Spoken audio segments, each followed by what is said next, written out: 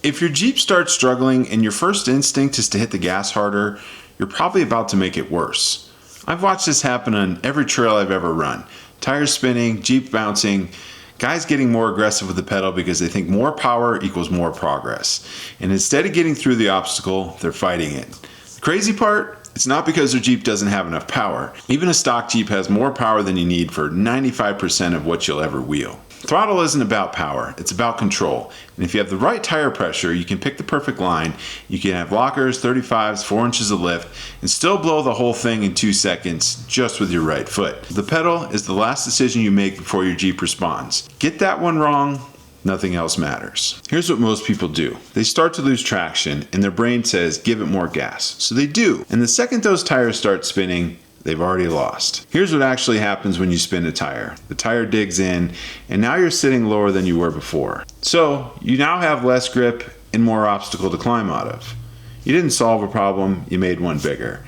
Then the Jeep starts bouncing. You're not driving the obstacle anymore, you're reacting to it. And that reaction never wins on the trail. If your Jeep's bouncing, you are bound to break something. And before we get into this, yeah, I've seen the guys who constantly hammer the throttle, smoke their tires going up everything, leaving rubber all over the place. And yeah, sometimes they do make it up. I get it. But this isn't about that. It's about learning how to use your Jeep to your advantage, even when you don't have big modifications. So you're probably wondering, what should it actually feel like when you're doing it right? Good throttle, it's smooth. It's not aggressive, it's not reactive, it's just smooth. You're not stabbing the pedal, you're applying pressure. Here's the foot mechanics that change everything. Plant your heel on the floor, pivot the pedal with your ankle, not your whole leg. When your heel is down, you have fine control. Tiny adjustments, you can add or release pressure in very small amounts. When your heel comes up, you lose that control. Your whole leg is moving the pedal. Every input becomes bigger than you wanted. You shouldn't hear your engine jumping all over the place. You should feel your Jeep moving forward because traction comes from grip, not speed. The moment you break traction, you're working against yourself. Quick question for you. What's one upgrade that you absolutely fell in love with or one that you absolutely hated? And either way, I want to hear why. Drop it in the comments below. I read every one, but I bet a lot of these purchases were chasing a skill problem with a part solution. Smooth throttle is a skill, and skills, they take time to build. But your Jeep has tools that can help you build grace while you're learning. Alright, before you spend $1 on upgrades, learn what your Jeep already gives you, because most of these tools were built for exactly this problem. Too much input, not enough control. 4 low. This is one of the biggest ones. When you drop into 4 low, your Jeep multiplies torque and divides speed. Same throttle input, way less ground speed, way more crawl. Pedal stab at 4 high will spin your tires. That same pedal stab at 4 low barely moves you. That's the buffer. If you're on anything technical and you're not in 4 low, you're probably making the trail harder than it needs to be. Another one, manually shifting your vehicle into first gear. Most people forget that an automatic has manual mode. When you let your transmission decide, it'll upshift mid-obstacle. Now you're in second gear and you need it first, and your throttle response just got more sensitive at the worst time possible. Lock that in first, keep it there. You can now stay in the lowest gear ratio your Jeep can give you, with more crawl, more control, less wheel spin per pedal input.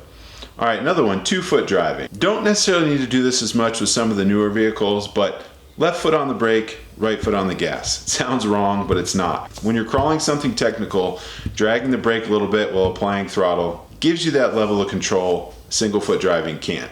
Here's why it works.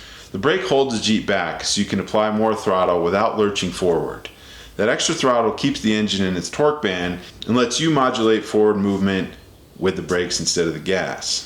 But this takes practice. Don't try it the first time on a hard obstacle. Practice it on something easy until it starts to feel natural. Hill Start Assist holds the brake for you when you're stopped on an incline.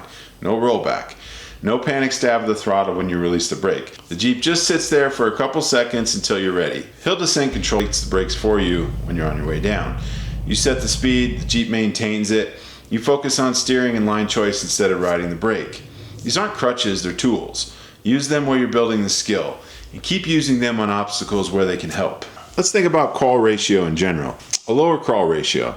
Now this is usually impacted by your gearing or your tire size. More crawl ratio means less throttle needed for the same forward movement. Less throttle needed means less chance of breaking traction. Less wheel spin means more control. That's the only upgrade path that actually buys you skill. But here's the catch. None of these tools actually replace the skill.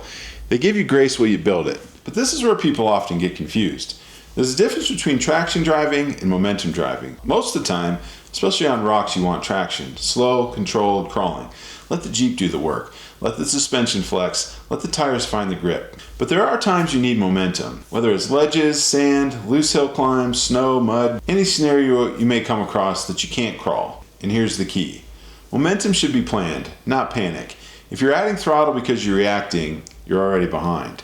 Good drivers decide this before the obstacle. They walk it, they pick the line, they commit to traction and movement before they even touch the pedal. Bad drivers decide it during. They start with traction, panic when the Jeep struggles, and they stab the throttle, hoping momentum will save them. But it won't. You can't switch from traction to momentum mid-obstacle. You have to back off and reapproach. If you try to crawl something and you can't quite get it, sometimes you have to back off, and if the conditions are right, run at it with a little momentum and bump your way through it. But by the time you decide you need it, you're already stuck. Pick your strategy in the walk around, not in the seat. And this is exactly why people get thrown off their line. You can pick the perfect line and still fail the obstacle because bad throttle causes wheel spin, bounces the Jeep around, and pushes you off your line. Now instead of moving through the obstacle, you're fighting it. You didn't pick a bad line, you drove off of it. And this is the part a lot of people don't talk about. The line and the throttle are the same skill. A good line with bad throttle becomes a bad line. A bad line with good throttle, well, maybe it's still a bad line, but at least you know it wasn't the line that failed you. What most people do is the opposite. They blow a line with their right foot. Then they go home and start shopping for lockers. When what they actually needed was a softer foot. That $1,500 locker isn't going to teach you how to drive. All right, be honest with me. Are you smooth on the throttle, or do you catch yourself stabbing it when things get tough? No judgment here. We've all done it, especially me. Drop it in the comments below. The first step to fixing this is absolutely admitting it. So what does good throttle actually look like? Good driving, honestly, looks boring. The Jeep moves steady, the tires are planted, there's little to no wheel spin, everything feels controlled, almost slow. But that's where the real capability comes from. Not noise, not speed, control. The best drivers I've watched make a hard obstacle look like nothing. No drama, no spinning, no engine screaming, just the Jeep walking around. The viewers who don't know any better think that obstacle was easy. And the viewers who do know better understand they just watched a masterclass. Boring is definitely the goal. All right, let's keep this simple. On the trails, light, steady throttle. On the rocks, crawl, let the Jeep do the work. Use bumps and momentum if you need to. In the sand or snow, smooth, consistent input, that's going to help you float and stay above everything.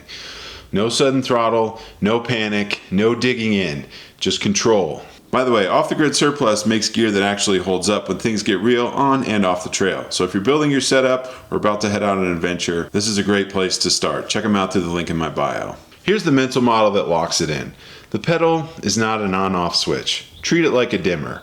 A light switch has two positions, on and off. A dimmer kind of has infinite positions between 0 and full. Most guys drive the throttle like a switch. Either they're on it or they're off it. Good drivers drive it like a dimmer. They're constantly adjusting, 15, 10, back to 8%, up to 20%, tiny corrections all the time. That's what control feels like.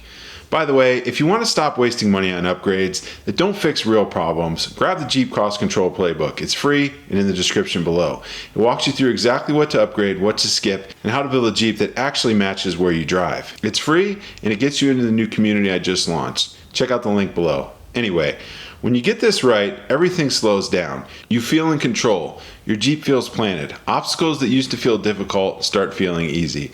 And here's the part that's going to save you a lot of money. Most people try to fix this with upgrades. This is not an upgrade problem. It's a skill problem. A $60,000 Jeep with a bad right foot will still get you stuck. A stock Jeep with a good throttle will get you through things that look impossible. Some of the most expensive rigs at the trailhead are usually the ones that aren't going to get through the hardest stuff.